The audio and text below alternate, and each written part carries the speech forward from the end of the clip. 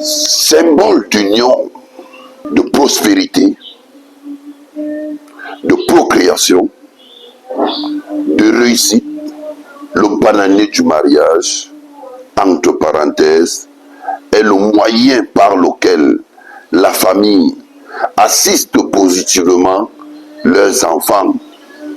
Leurs enfants à travers l'édification d'un édifice satanique et maléfique.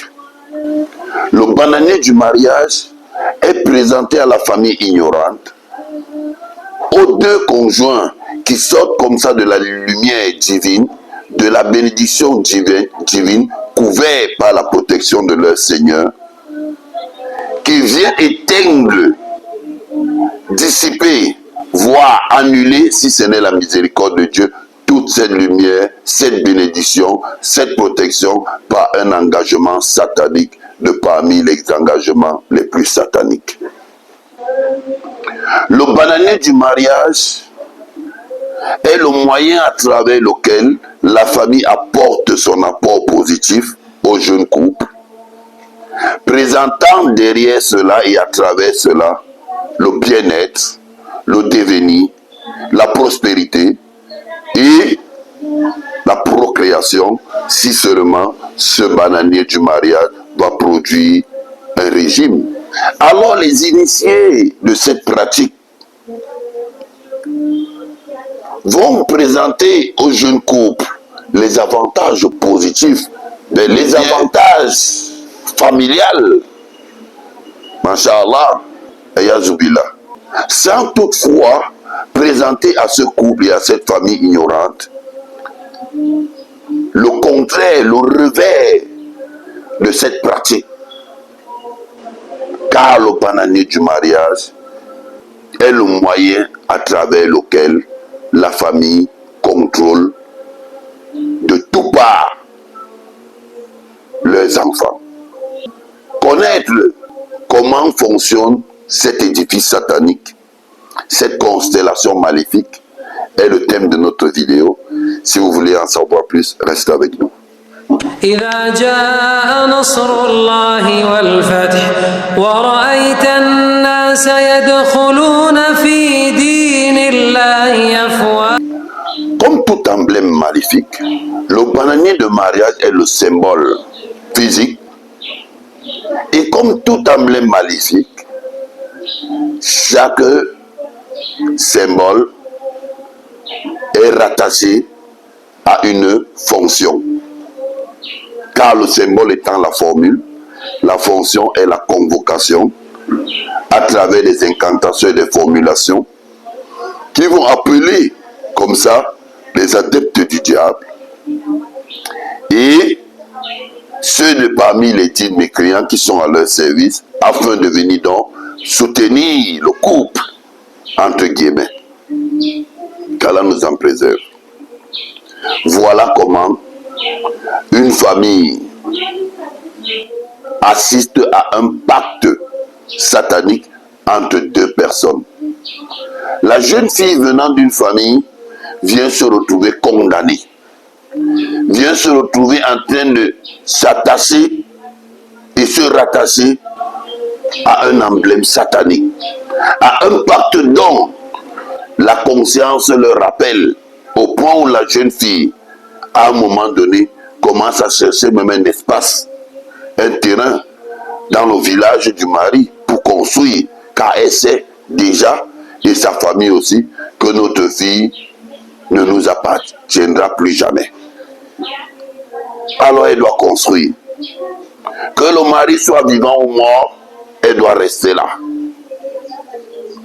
Et la jeune fille ne peut quitter ce mariage si seulement, et seulement, si elle a une cause fondamentale, surtout que la cause doit satisfaire la famille du mari où se trouve le bananier, où se trouve l'élément du pacte.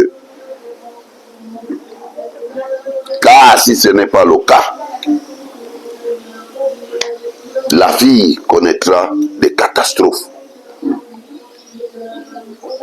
Alors les initiés présentent donc le côté positif de la chose. Laissez-moi vous présenter le revers de cette pratique. À travers le bananier du mariage, qui est le moyen du pacte, les sorciers, les vampires, les initiés ont la possibilité, de même que le bananier est en relation avec le devenir, la prospérité, la procréation. Alors, ils ont la possibilité de reconvoquer ces mêmes esprits et de changer leur contrat. Alors, le contraire de toutes ces choses positives, entre guillemets, va voir le jour. Sinon, si la famille décide de détruire ce couple, il suffit pour eux de rentrer vers le bananier de mariage, soi-disant, et couper la racine centrale de ce bananier, et que le bananier commence à faner.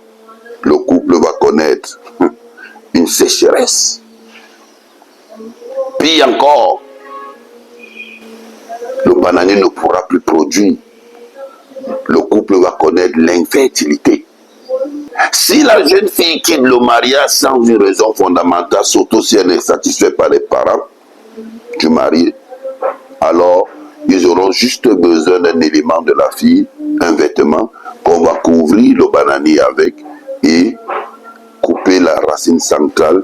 Plus le bananier va faner, catastrophe sur catastrophe, plus le bananier va pourrir, les organes de l'intérieur de la fille vont connaître une décomposition et un dysfonctionnement. Qu'Allah nous en préserve.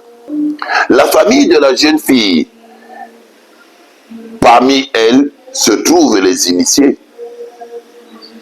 Puisqu'ils savent que nous venons de pactiser avec une famille et de soumettre notre fille à un pacte de mariage, alors il faut que on attache cette famille à notre fille. Alors le deuxième emblème du même mariage va voir le jour, le mets du mariage. Le mets du mariage est façonné par la famille de la femme. Laissez-moi négliger la présentation positive de ce mets pour ne pas vous endormir dans un sommeil d'ignorance et vous ramener vers la réalité maléfique de ce mets qui s'attache autour des petits champs, symbole de l'objectif du mets. Le mets ne touche pas le sol car le mets a un objectif de rattacher, de pactiser, de contrôler la famille et de maintenir la famille au service de notre fille. Alors si le mets touche le sol pendant qu'on l'attache, tout va tomber. Le mets ne doit pas être attaché avec un fil discontinu. Il faut un fil continu. Parce que si le fil ne attache pas complètement le mets, le rituel sera raté. Alors pour les initiés, on a donné notre fille à un pacte. Alors on va attacher cette famille à un autre pacte. Et le mets va être servi. Et c'est ce mets qui est le premier repas de la famille du mari. Comment sortir de ces emblèmes maléfiques et sataniques? Reste le contenu de nos jargons, tout en espérant que notre Seigneur va vous protéger contre tout mal, va augmenter votre connaissance et votre science utile afin de ne pas vous soumettre à ce genre de dégâts. Changez la miséricorde et la bénédiction de votre Seigneur qui est le premier à nouer un mariage avant que la mise en pratique, la mise en scène physique se fasse. Changez cela en un pacte satanique et une grande catastrophe pour nous qui prétendons être ses adorateurs. Qu'Allah nous protège contre tout mal, que nous maintienne sur le droit chemin. Restez connectés à nos vidéos. Assalamu alaikum wa rahmatullahi.